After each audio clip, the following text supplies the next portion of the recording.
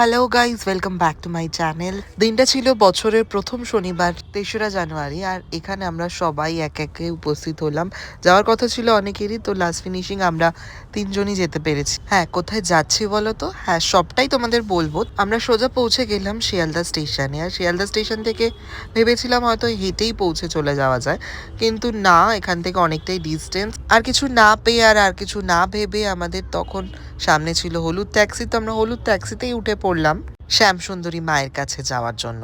আমরা কিন্তু প্রথমে ভেবেছিলাম আমরা মুকুন্দপুরের মায়ের বাড়িতেই যাব, কিন্তু আমি অনেকের থেকে খোঁজ খবর নিয়ে জানতে পেরেছিলাম যে হয়তো মা ওখানে আর নেই। তো আমরা আর কিছু না ভেবেই মায়ের শিয়ালদার বাড়িতে গিয়েই পৌঁছালাম। আমরা গিয়ে এতটা ভিড় দেখে ভীষণ মন খারাপ হয়েছিল, হয়তো ভেবেছিলাম পুজো দিতে পারবো না, কিন্তু আজকের দিনটা এতটাই শুভ যে পূর্ণিমা তিথিতে আমরা গিয়ে পৌঁছেছি। মানে আমরা কেউই জানতাম না আজকের দিনটা ছিল এত সুন্দর, এত ভালো একটা দিন।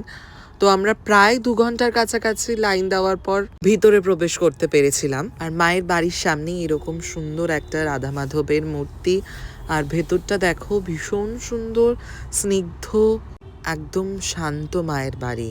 এই ফটোটা কারা কারা তোমরাও দেখেছো আমার মতো ভাইরাল রিলসে আমাকে জানিও কমেন্ট করে।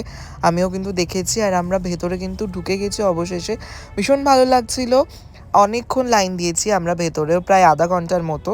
তারপরে আমরা মাকে দর্শন করতে পেরেছিলাম। আর এখানে কিন্তু মায়ের প্রত্যেকটি ভক্তদেরই এরকমভাবে অন্নভোগ গ্রহণ করতে দেওয়া হয়। মায়ের ভোগ মানে তো সেটা অমৃত, ভীষণ ভালো ছিল খেতে, ভীষণ ভালো লাগছিল মায়ের কাছে গিয়ে বা আমরা পুজো দিতে পেরে নিজেদের।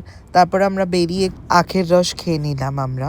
আর আমরা যতই গল্প করি সারাদিনে, আমাদের সারাদিনে গল্প শেষ হবে না, তো অ্যাজ ইউজুয়াল আমরা বেরিয়েও আবার গল্প স্টার্ট করে দিয়েছি। আর আখের রসটা খেতে খেতেই আমরা উবের বুক করে ফেললাম, কারণ কারোরই মন আর ইচ্ছা কোনোটাই ছিল না ব্রেক জার্নি করে যাওয়ার।